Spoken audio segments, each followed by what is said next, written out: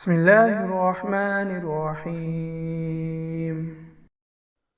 رمضان کا چاند کتنے گواہوں سے اور عید کا چاند کتنے گواہوں سے ثابت ہونا ضروری ہے؟ رمضان کا چاند ایک گواہ سے اور عید کا چاند 2 گواہوں سے ثابت ہوتا ہے۔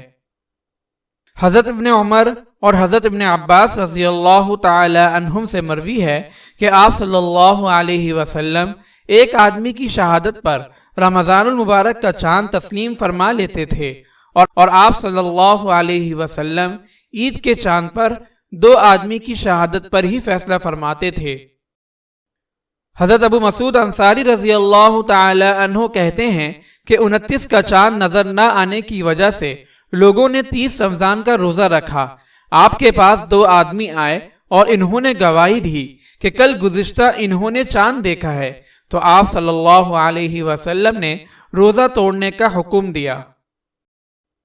حضرت عمر بن عبدالعزیز رحمۃ اللہ علیہ سے مروی ہے کہ وہ رمضان کا چاند ایک گواہ سے اور عید کا چاند 2 گواہ سے قبول کرتے تھے۔